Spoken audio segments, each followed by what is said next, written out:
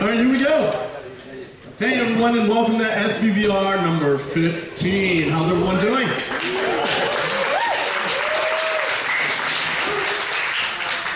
Beautiful, sweet, sweet. Hello, I'm your humble host and MC, Bruce Wooden, also known as Cymatic Bruce, VR evangelist. I'm head of developer relations at Altspace VR, co-organizer here at SVVR, contributor to Road to VR, and I like VR.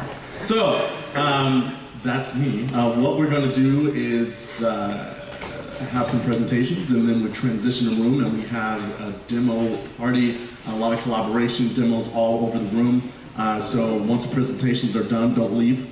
There's still lots of great stuff to happen, lots of conversations to take place there. So good stuff. So what we're going to begin with is a little intro from Carl. I have some announcements to make about some things that'll be going on next month with SVVR, and then we'll move right into our presentation for the day. So Carl, over to you, man. So yeah, we have a great lineup tonight. A lot of exciting stuff happening right now in the VR world, as we all know. Samsung Developer Conference is next week. Things are just moving really, really fast. Everything is going really well in the space. You know, as I can imagine all of you, I couldn't be happier with the way things are going in VR right now and how quickly things are moving. I have an announcement that we are going to have a holiday party next month, not here, but back at the Computer History Museum, which we love. So we will have room for 200 to 300 people. Right. Yeah, that's going to be a lot of fun. So we'll have room for a lot more people, so we won't have to have such a long waiting list. And but buy your ticket early. They'll go on sale in the next couple days, this weekend sometime, probably Saturday. We're also looking for sponsors for that event because it's a big, expensive space. So if you have a company and you want to get involved, here's your chance. We don't often take sponsorship, but in this case, we are definitely going to need your help. So if you can help, please do. And with that, I'm going to introduce Rob Wang, if he is ready. Are you ready, Rob? Yeah. All right. He looks like he's working hard at something here. So just a little introduction for Rob as he gets himself ready. So as you know, Rob has been here for many months now with his hand tracking sensor, which was formerly 3Gear, now Nimble Sense, and his company is now Nimble VR. They just went to Kickstarter, I think a week ago, already successful. I don't know what you're up to, I'll let you say that, but let's congratulate Rob as we introduce him on a successful Kickstarter.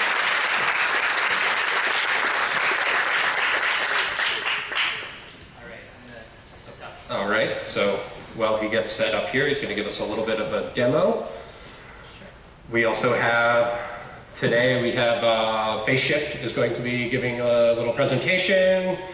We're lucky enough to have Nick from Samsung here who's going to say hello and introduce himself. Nick is running the VR efforts at Samsung, so that's exciting. Amir is going to give an announcement.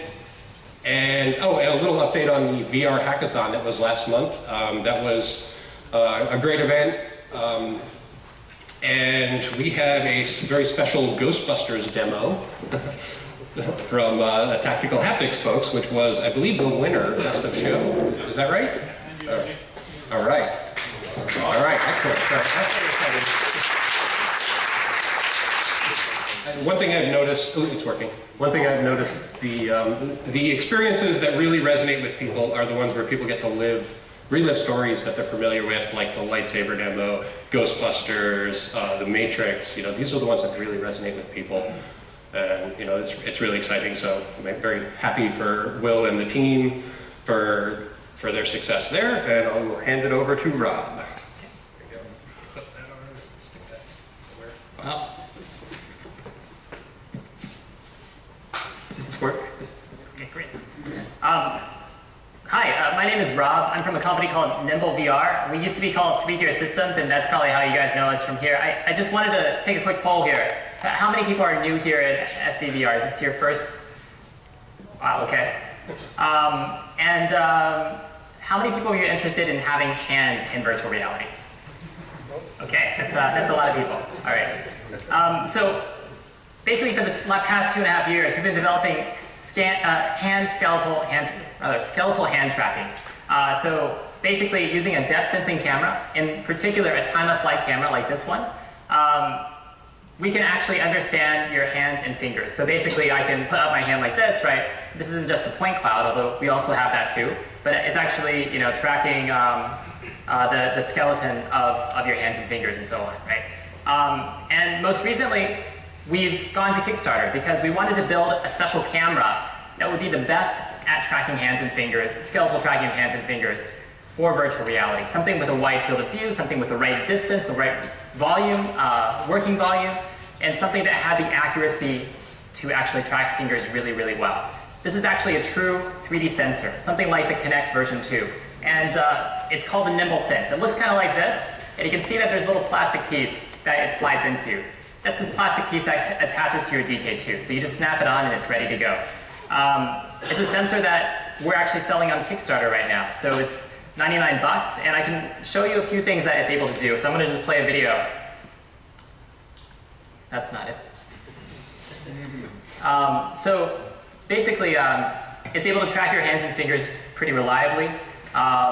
It's not perfect hand tracking, but we claim that it's actually the best in the world. And the way that this changes VR is that it lets you actually interact with objects. It actually lets you pick things up, move things around, actually, you know, interact with the world that you see. The way we see it is Oculus has brought people's eyes and people's head into virtual reality. We're taking their hands.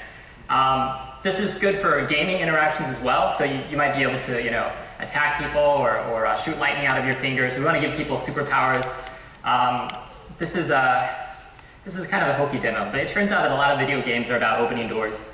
And we have a little thing set up here where the objective is to open a door, and this is one way to do it.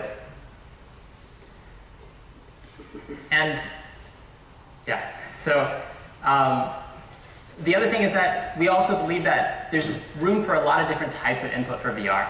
And we believe that controllers have a place in VR, we believe that gloves have a place in VR, but there are certain interactions where you just don't want to have to put anything on.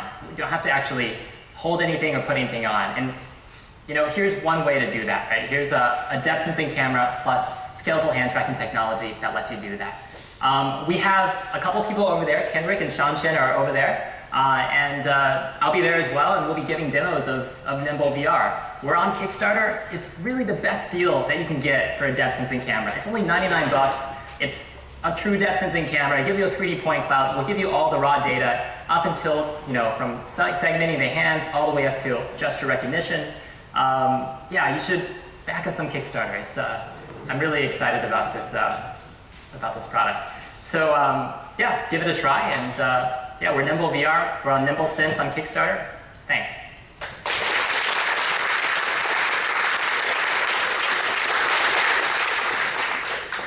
So let's welcome FaceShift to the stage.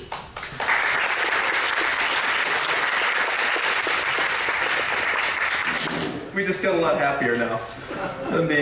So we're FaceShift. We bring avatars to life. So we do facial tracking. I'm actually cutting the video here in the background. I'm just going to get this started again. We bring avatars to life. In particular, we do face tracking that makes characters more lifelike, more engaging, makes virtual reality a better storytelling medium. And we have two ways that we do this. The first is content creation. If you want to have characters, animations in your VR experience that are more lifelike, that look more believable, that match the audio, that just provide that extra bit of realism. We do content creation software now, actually for the animation, visual effects, and game community. That happens right now. In addition, we've got a real-time experience via our SDK that can be immersed into your game or VR experience to enable real-time interactivity between the player and any other player in the world. So we're going to give you a little demo, kind of how this looks, what it means, and what the experience and kind of possibilities are for you out there. And what I'm going to do is I'm going to start with FaceShift Studio. This is our desktop application, mainly aimed at game companies, visual effects studios now. But if you wanted to create content for your VR experience, this is what you would use. And once you have that content created, We can show you other ways as well. So what makes us unique in this perspective is we use depth sensors. So here's me and my alter ego behind me, apparently. There's nobody freaking out. So we use both video and depth to track faces. So here I've got a PrimeSense Carmine sensor. We use a few other sensors as well. This one fits nice on top of my monitor, so I grabbed it tonight. And what you see is both video, and if I can talk and do anything at the same time, I can show you there's a depth map in here as well, and a textured surface. So this ultimately is the input, video projected onto a 3D surface that we track in real time. Again, for content creation, the way this works is that you actually train it to understand the appearance of the user, the actor, the animator, whoever that might be. Appearance means the shape of their face and the texture, the color of their face as well. So the experience would look something like this. I'd hold a pose, turn my head, and lo and behold, I get this scan of my face. And we take our generic tracking model and we shrink wrap that around that scan data. So this all of a sudden begins to take on the appearance of me. Now, if you wanted to create really unbelievable, fantastic, detailed animations like the visual effects studios do, you would go ahead and train 20 other expressions in here. You know, what do I look like when I'm squinting, or my eyes are closed, or I sneer? But quite honestly, it works really well right out the gate just with this one expression. And once I do that, I can kind of come into our software, and I'm just going to give you an idea what this looks like. I can take that tracking model and layer it literally right on top of my head as I'm moving. So you see we're doing head pose tracking. Hopefully the eye tracking is working. Usually we want a little bit better lighting than this. Yeah. And all of the features. So if I smile, you see smiles, and so on and so forth. And ultimately what we're doing is we're puppeteering these 0 to 1 values in the bottom right-hand corner. This little equalizer is facial expressions. If I smile, you'll see a bunch of bars pop up here.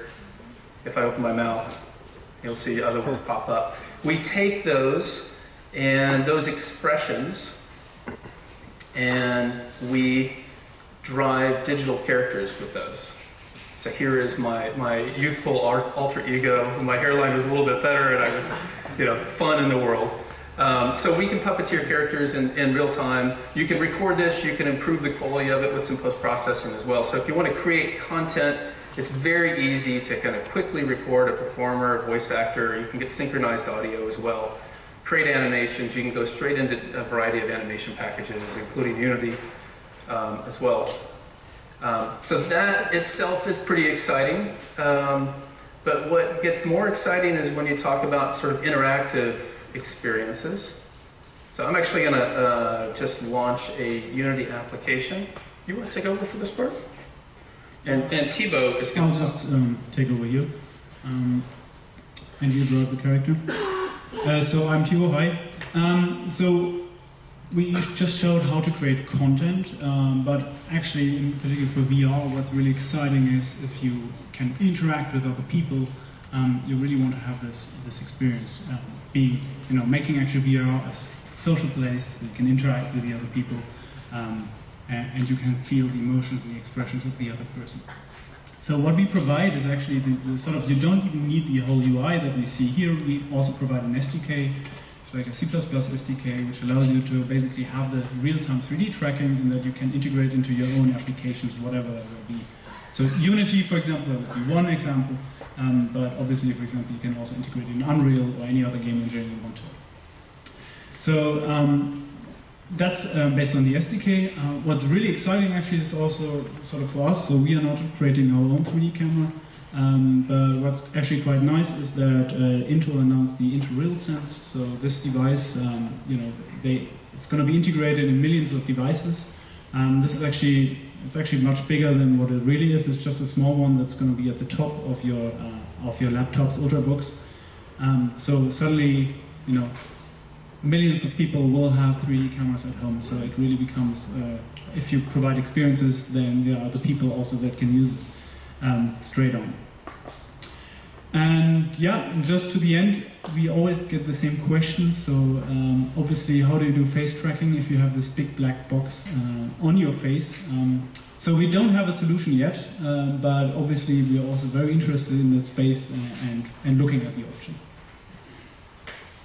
All right, thanks everyone. I'm just going to show this thing running live now that I have a little bit more light on my face. And, finally it's me again. And we're going to be back over here in the corner if you want to try it yourself, play around with it. If you want to look at the Intel camera, we've got all that running live. Thanks. Awesome.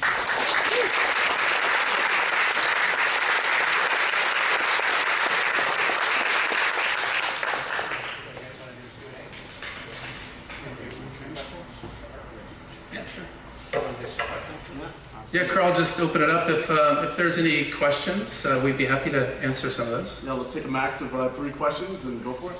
Yeah, in the red shirt. Oh, just a quick one. What if you turn your head all the way around? What happens? At the moment, we track faces, Okay. and there's a range to which you can move and capture your face, and that's been intended for kind of animation studios. So as we begin to get more heavily invested in the VR space, I think we'll do it. So we've talked about tracking shoulders to get a little bit more expression. We've talked about what happens if your head moves, trying to get a little bit more range and a little bit more stability when those things fall apart too. So.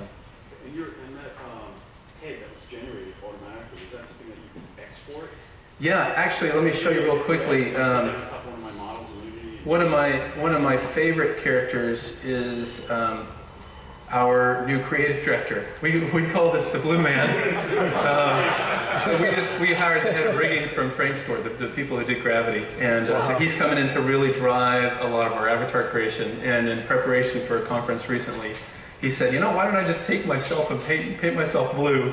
So this is Nico Scapel, our creative director. And the cool thing is I can just kind of pop this thing back up on my face and suddenly I'm driving Nico. So you can take on the persona of any other person and drive that character live too. So. In the back, do you have the ability to record directly in Unity with animations directly in Unity and Mechanic? why don't you answer that? Currently what we do is you record in our application and then you can actually export it to Unity and then you can create animation curves directly in Unity. So actually what we provide is a tool in Unity, is a plugin that allows you to do the retargeting from our tracking, from our facial capture to whatever rig you have. Currently restricted to blend shape rigs, but your blend shapes can be anything. And the C++ SDK that Thibaut was talking about, we're in the midst of doing a C# wrapper to make that easier to embed into Unity applications as well. And then in the back over there was one more. What sets you guys apart from the competition? There's been Glossary and there's other apps I've seen in Unity. That's a store. Yeah, there's a few. There's Luxury, there's FaceRig just came out recently. So one of the things that makes us really unique is we focus on very high quality. So we take both the video and the depth as input sources. Certainly we could be on hundreds of millions of devices right now if we did 2D alone, but we think we get more expressive characters, we get more lifelike by taking an additional data source and really focusing on the quality and accuracy of this stuff. And I think that's what really sets us apart. That's the reason you'll find animation studios. DreamWorks is using us for a YouTube channel. Framestore, Industrial Light and Magic in London starting to use this. So we've got a lot of these kind of big applications, even film applications that are beginning to use it that I don't think you would find in a 2D only kind of, definitely not an iPhone application. So yeah, that's what sets us apart. What's the cost? We have a licensing model. It's $1,500 a year. You capture everything you want. All the plugins from Maya, Unity are all free.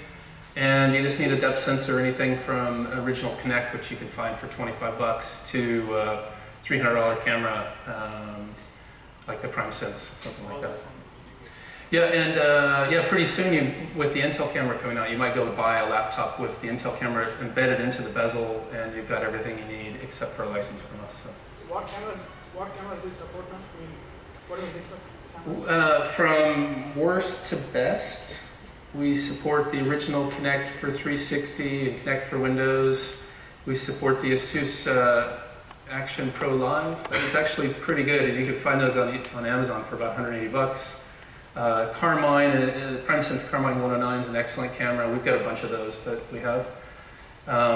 We're looking forward to this Intel camera. It's not yet released as a product, but there's a dev kit that you can order from that's only $100. And I don't know when they're delivering those, but we've already got support in our software for it, and we expect to launch a build in the coming months with that as well.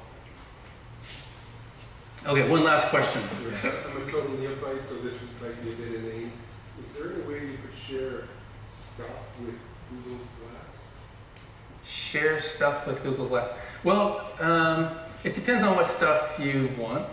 We certainly work with things on your face. We don't yet work with a Rift on your face. It blocks too much. But people with glasses work. I've definitely captured people with Google Glass. The output that we stream out live over TCP/IP or UDP or via C++ calls is extremely lightweight. You're looking at 50 to 80 float values that are streaming out live, which makes a lot of real-time, low-latency, interactive experiences, even cross-continent, feasible for the first time. You know, you're not taking a whole bunch of depth data and video data and compressing it, transmitting it. We're just streaming out these expression curves. What you could do to pipe that back into Google Glass, I'm not quite sure. But it's really exciting when you see depth sensors that used to be quite huge getting embedded into consumer products, even tablets next year, and where that might lead in the next coming years. I don't know. It's a fun time. All right. Thanks, everyone.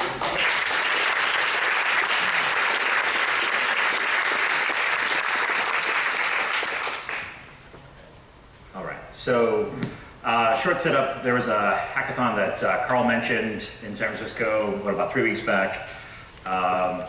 People got together on Friday nights, kind of tried to gather people on teams. We got a couple people to come on to our team, including a couple of folks from that run the Orange County VR Meetup, Ivan and Dylan.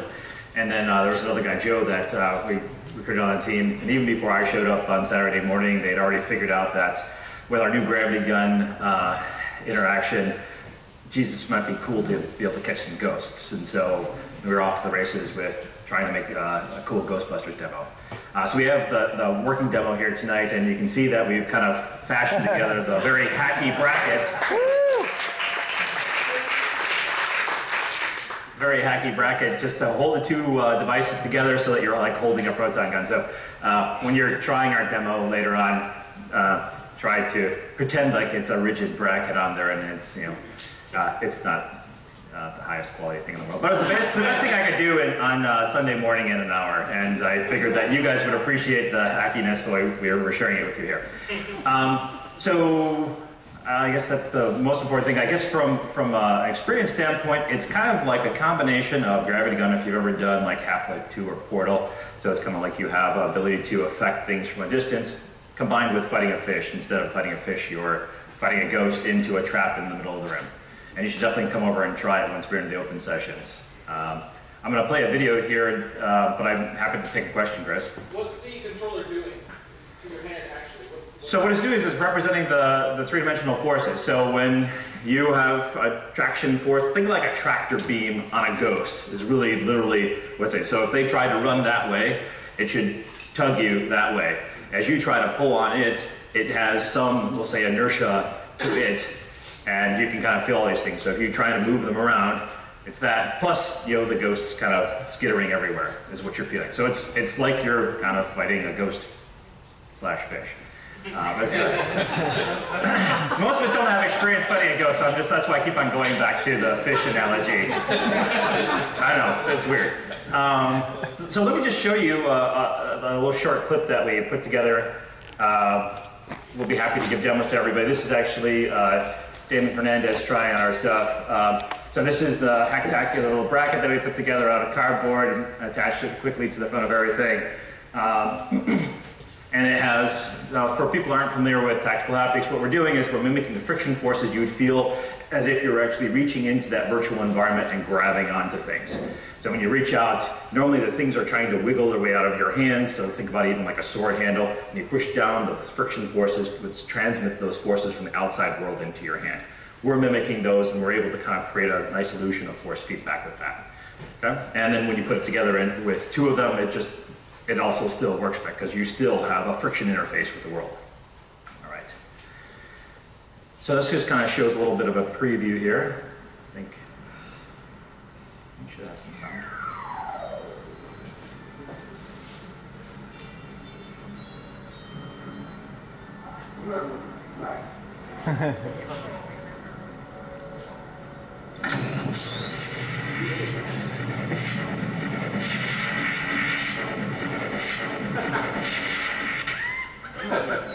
So as you see that beam bending, as it's moving to the side, you feel all of those interaction forces.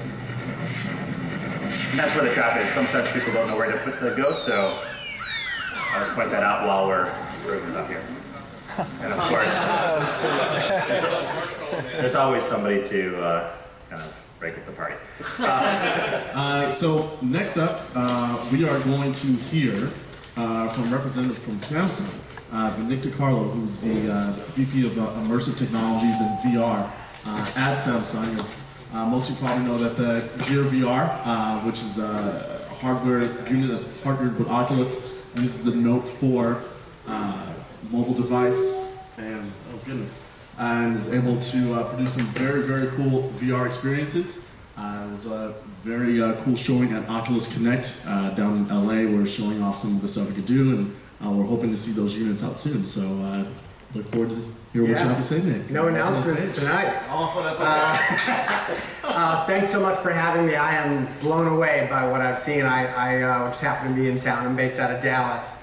But I just happened to be in town for some meetings, and Carl was nice enough to let me cram in here, and I am more impressed than I expected to be, and I expected to be really impressed, so that's awesome.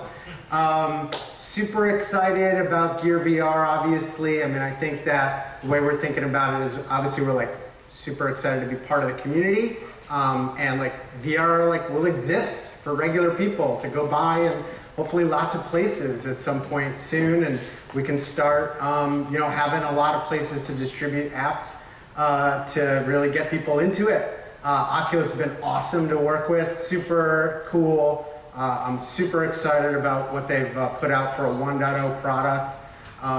It's been really, really exciting. And then it really is that sort of that existence proof. Once it exists, how much better is it going to get, right? So fast. And you see it in the phone space. Things just get so much better so quickly. And I'm really excited about where this is going to go. And just excited to see about all these ideas that you guys have. Obviously, I think part of our role in this is to get regular people to do it, and so we're definitely very much focused on super high quality VR, but that's as easy and accessible as possible. That's why we do have gamepad support, but we also have just sort of simple interface support and things like giving you hands. I mean, when I put this on my 70-year-old mom, she's like, I need some hands in here, right? So I definitely raised my hand for that one. She probably would like to have her face. I didn't ask her that question, but that's why I'm here to learn for sure. And then some of the stuff we've been doing is just like Bruce said, getting people to try it, right? You really got to experience it. I can't wait to shoot the Ghostbuster gun. And so we have obviously hundreds of events around the country where people have tried VR for the first time. 46,000 people tried it at Austin City Limits over 2 weekends. We just had Shaq and Charles Barkley on national TV with TNT, wearing the goggles, not really using it perfectly, but most people didn't detect that. You all would have caught it immediately. They actually did use it in private, and it fit Shaq. Gear VR did actually fit Shaq, and I was as surprised as you guys are. But he loved it, and people are super psyched to make content. And honestly, the biggest thing really is getting it out so there's somebody to watch it, and that's the key thing. So we're working hard. SDC should be really exciting. I'm super excited to see some of the demos that Sixense has and everybody. So thank you very much for having me. I'm really just looking forward to seeing the demos, and if you've got anything you want to tell me, definitely, I need this community to tell me what's wrong, what's right, what we should be doing differently, that kind of stuff. So just blow up my emails, no problem. So cool, that's it.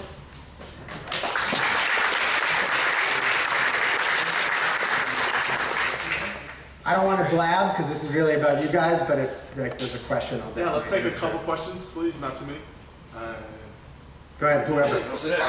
Do you know when you'll be able to monetize the store?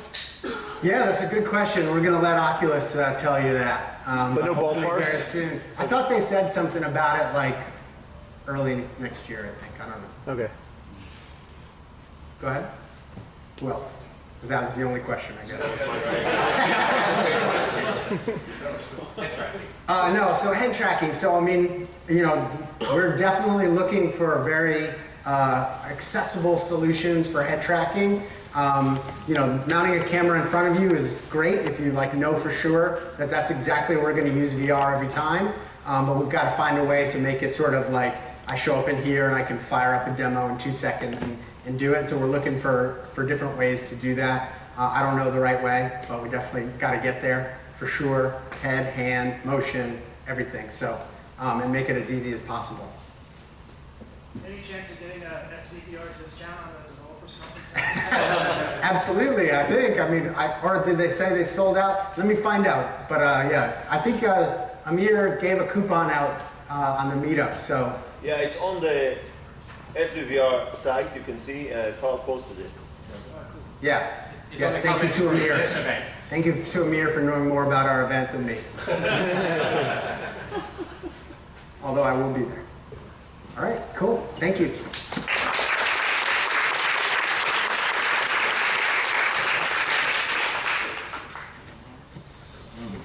All right, well, thanks again to Nick for coming out and sharing a few words. Very excited about mobile VR.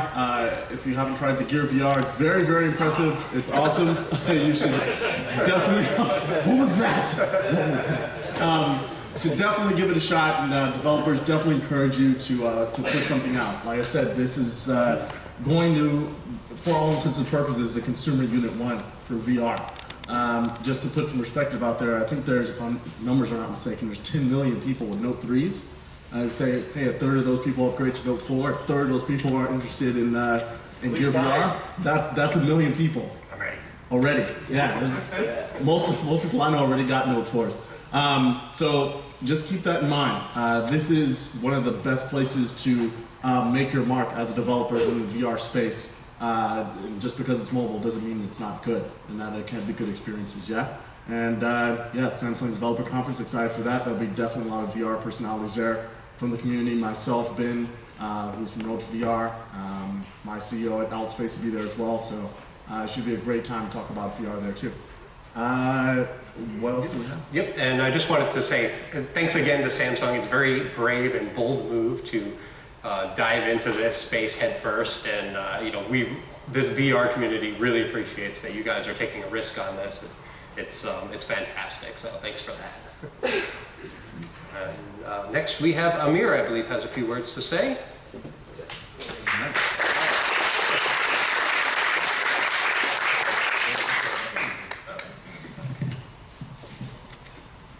Again, every week I have something to say. I would like, you know, to follow Nick. I would like to say that, if anything, not only that we invited everyone to come to the Samsung Developer Conference, it is that both our shooting gallery and our lightsaber Jedi training is going to be available to any one of you to try on Gear VR with head tracking, with hand tracking at Samsung Developer Conference. It's you can stop by, it's booth 413, but check out SVVR, check the website. It is, as I would tell you, from what we've heard from some focus tests that we've done, it is very close, and I will say, just to give Oculus some credit, it is very close to DK2, and the quality of the picture is better.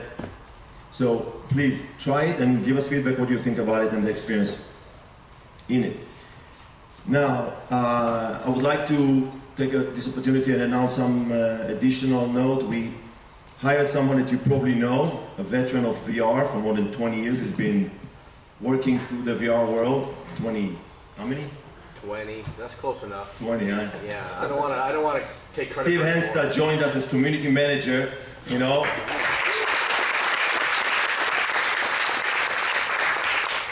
You probably know him as the product manager for Make VR.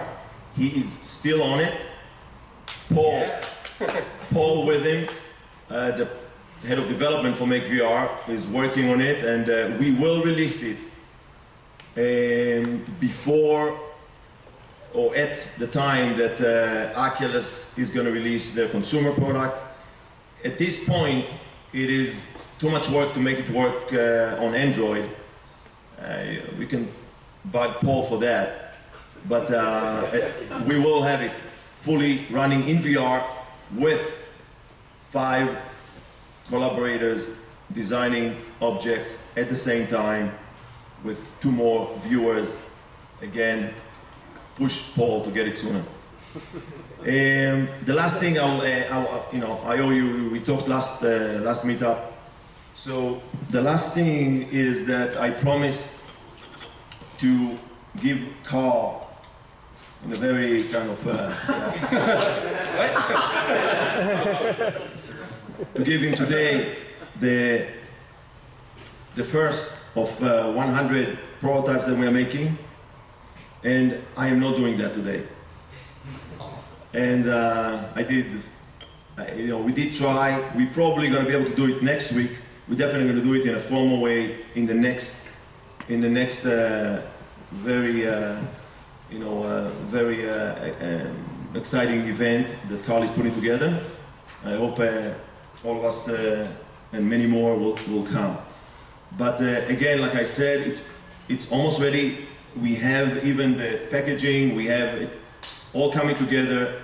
Next week is when we start actually shipping the prototypes, and we expect no more than 30 to 45 days later to start shipping the rest of the products that we owe the Kickstarter supporters and of course everybody else.